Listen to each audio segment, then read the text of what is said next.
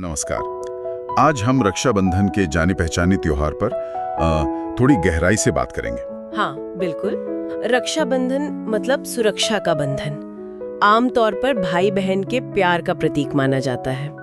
श्रावण पूर्णिमा को हाँ, बहन भाई की कलाई पर राखी बांधती है, भाई रक्षा का वचन देता है। लेकिन क्या ये बस इतना ही है? चलिए इसको थोड़ा और खोलते हैं। बिल्कुल, ये सिर्फ एक धागे का बंधन नहीं है। इसमें कई पौराणिक कथाएं जुड़ी हैं, गहरे आध्यात्मिक अर्थ है और हाँ, आजकल के बदलते सामाजिक आयाम भी। तो सबसे पहले कुछ कहानियों की बात करते हैं। द्रौपदी और कृष्ण वाली कहानी तो बहुत सुनी है। हाँ, वो तो सबसे ज्यादा प्रचलित है ही कि कैसे द्रौपदी ने अपनी साड़ी का टुकड़ा बांधा और कृष्ण ने उनकी रक्षा का वचन दिया। ये दिखाता है कि कैसे ये बंधन एक तरह से दैवीय सुरक्षा का आह्वान बन सकता है। पर एक और शायद उससे भी पुरानी कथा है, इंद्र और इंद्राणी की। इसका जिक्र भविष्य पुराण में मिलता है। अच्छा, वो कैसे?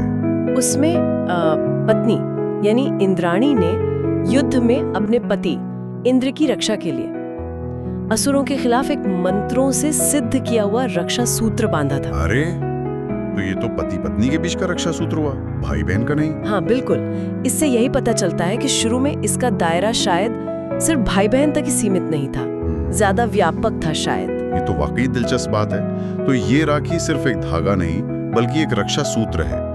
ये विचार कहाँ से आया?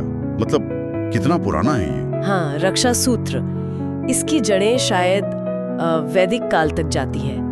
अथर्ववेद में प्रतिसर नाम के एक रक्षा धागे का उल्लेख है। प्रतिसर? हाँ, जिसे मतलब बुरी शक्तियों या दुर्भाग्य से बचाने के लिए बांधा जाता था। तो ये सिर्फ धागा नहीं, एक तरह का सुरक्षक कवच माना गया है। और इसे बांधने का जो तरीका है, बहन तिलक लगाती है, आरती करती है, ये भी अपने आप में एक छोटा सा अनुष्ठान बन जाता है ना? बिल्कुल सही। और इसमें बहन की जो भावना है, जो भाव है, वो बहुत अहम माना जाता है। कहते हैं कि यही सच्ची नियत उस धागे में खास आध्यात्मिक ऊर्जा मतलब चैतन्य भर देती है। अच्छा। और फिर वो सिर्फ एक धागा नहीं रहता, ये कहीं ना कहीं हिंदू धर्म के धर्म यानी कर्तव्य और कर्म के सिद्धांतों से भी जुड़ता है, एक दूसरे के प्रति जिम्मेदारी का भाव। और ये त्योहार सिर्फ एक ही तरीके से तो नहीं मनाया जाता पूरे भारत में, इसमें भी काफी विविधताएं हैं शायद। हाँ बिल्कुल है, बहुत सारी क्षेत्रीय विविधताएं हैं। जैसे महाराष्ट्र में इसी दिन मछुआरा समुदाय नारली पूर्णिमा मनाता है, वो समुद्र देवता वरुण की पूजा करते हैं। अच्छा। और राजस्थान में भाभी को लुम्बा राखी बांधने का रिवाज है, जो रिश्ते में उनकी अहमियत को, उनकी भागीदारी को दिखाता है। हाँ, ये लुम्बा राखी के बारे में सुना है। और नेपाल में देखिए तो इसी दिन जने पूर्णिमा होती है, जब पुरुष अपना पवित्र जनेऊ बदलते हैं। तो ये सब दिखाता है कि कैसे ये त्योहार स्थानीय संस्कृतियों और जरूरतों के हिसाब से ढल गया है। और आजकल तो खैर और भी नए रूप आ गए हैं, जैसे डिजिटल राखी भेज देते हैं लोग, पोस्ट से तो भेजते ही हैं। हाँ। और सैनिकों को राखी बांधने का चलन भी काफी बड़ा है। हाँ सही कहा, तकनीक ने इसे आसान बनाया है। और देखिए, सिर्फ तकनीक ही नहीं बदली है, सुरक्षा की परिभाषा भी तो बदली है। वो कैसे? पहले शायद शारीरिक सुरक्षा मुख्य थी, अब इसमें भावनात्मक सहारा, सामाजिक और यहाँ तक कि आर्थिक सहयोग भी शामिल हो गया है। हाँ, ये बात तो है। और एक और बात, ये त्योहार अब सिर्फ सगे भाई बहन तक ही सीमित नहीं रहा। मुंह बोले भाई बहन, दोस्त, पड़ोसी, हाँ, और यहाँ तक कि LGBTQ+ समुदाय में भी लोग इसे अपने रिश्तों को, अपने बॉन्ड्स को मजबूती देने के लिए अपना रहे हैं। ये इसकी बढ़ती हुई मतलब समावेशिता को दिखाता है। लेकिन इस पे कुछ बहस भी तो होती है, खासकर वो लैंगिक भूमिकाओं को लेकर। क्या ये परंपरा आज भी महिलाओं को पुरुषों पर निर्भर दिखाती है कि भाई रक्षा करेगा?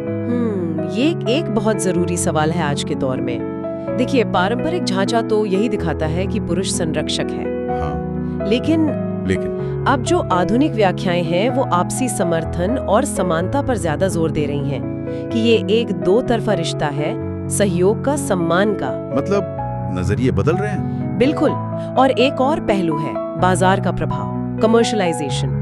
कुछ लोग मानते हैं कि इससे त्योहार का जो मूल भाव है वो कमजोर हो रहा है। तोहफों और खर्च पर ज्यादा ध्यान चला गया है शायद। हाँ, कुछ ऐसा। पर वहीं दूसरों के लिए ये इसे दूर दराज तक मतलब दुनिया भर में फैले लोगों तक पहुंचाने का एक जरिया भी है। तो कुल मिला के अगर देखें तो रक्षाबंधन सिर्फ एक दिन का त्योहार नहीं है, ये एक जीती जागती परंपरा है। सही। जो प्राचीन कथाओं से शुरू होकर आज की डिजिटल दुनिया और बदलते सामाजिक मूल्यों तक फैली हुई है। ये पारिवारिक रिश्तों और सामाजिक जुड़ाव का एक आईना है। बिल्कुल। और ये त्योहार हमें ये भी दिखाता है कि कैसे परंपराएं खुद को समय के साथ ढालकर, अनुकूलन करके ही जीवित रहती हैं। अंत में एक सवाल शायद सोचने के लिए छोड़ा जा सकता है कि भविष्य में जब रिश्ते और समाज और बदलेंगे, तब सुरक्षा के इस बंधन का क्या रूप होगा?